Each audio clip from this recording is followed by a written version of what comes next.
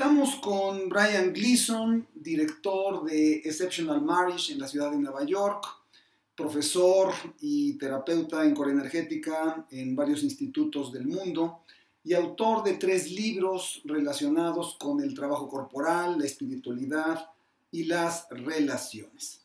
Brian, thanks for giving us some chance to have an exchange, a talk. Welcome. Nice to be here. So, first question, Brian. You have written and you talk about embodiment. What do we understand by embodiment, and what can be the difference with another concept we usually use in bodywork, grounding? Good question. I like to think of embodiment as the combination of what we consider mindfulness or consciousness. John Parakis spoke about the twin propellers of energy and consciousness. Mm-hmm. And I think embodiment is when those two come together. Okay. So in other words, you can be expressing a lot of energy, but have no consciousness. Okay. And so if I was angry at you, for instance, I might punch you. Mm-hmm, yeah. There'd be no consciousness. Mm-hmm. But if I have the consciousness, I might say, I'm angry at Jorge, but hold back the feelings of the urge to punch. Mm-hmm. So you might look at embodiment as the capacity to say, I'm angry and I need to express it. I need to release it. Mm-hmm. So it's the mindfulness and the physiological expression. Okay. And the slight difference with grounding as we use sometimes? Well, it's in many ways it's the same thing.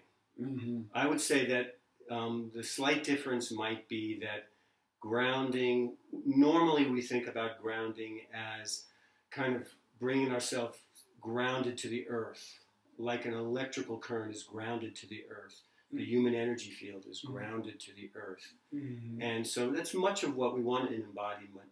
But the emphasis in embodiment is on the full somatic expression of the inner experience. Okay. Okay, thank you. And why it is, from your point of view, it is important to work with embodiment in the psychotherapeutic place, with clients and... Well, I think it's of crucial importance. Okay. And because as most of our cultures have a tendency to what I would describe as just use the analytical mind, the thought process, to think through the problems that we experience as human beings. Thinking alone is not adequate enough. I would even say mindfulness, which has been profoundly important to all of us in our own personal evolution and in the work we do, is necessary but not totally sufficient to allow us to heal. And so when we're working with clients, the mindful awareness is way better than just talking about or thinking about. It's the noticing and the attention to. But the ability to get that client to be able to reclaim their experience. Mm-hmm. And particularly when we're talking these days about all of the new information coming out, all of the prevailing information around neuroscience and trauma, what we're noticing is that the emphasis is really shifting to the release of the trauma, the release of the held energy in the body. Mm-hmm. And again, Reich and Lowen and Parakis talked about this at great lengths, how the body holds back the need to release the organic energy from whatever uncomfortable, traumatic, painful experiences we've had earlier in life. So just the insight alone is not nearly enough. We need to be able to allow people to cry, to laugh. We use a lot of equipment to get people to move that energy so that the body actually restores itself to a homeostasis. Mm-hmm.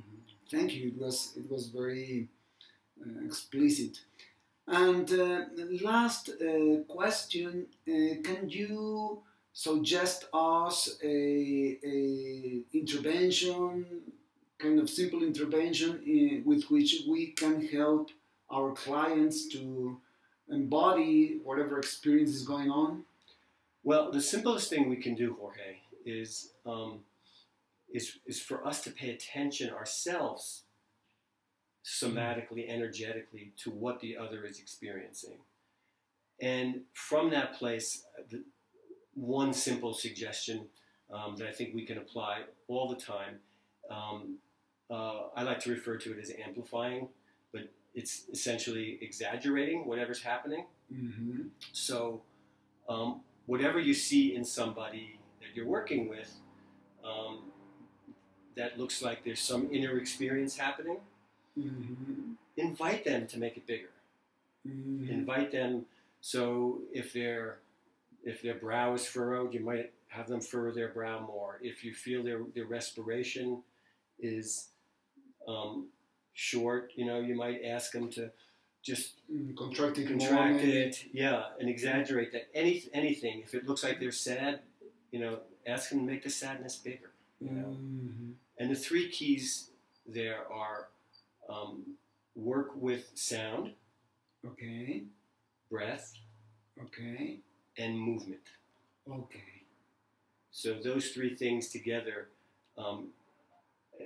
if you invite a bigger energy, and I would say that even though we use the term exaggerate, actually what's happening is we're under-expressing when we feel something. So we're really inviting them to find the right level of expression, though they will experience it as exaggerating it. Mm-hmm. Okay. Okay. Thank you very much, Brian, for your time with us. Thank you very much. Gracias y estaremos en contacto en una próxima entrevista, plática con algún invitado. Gracias.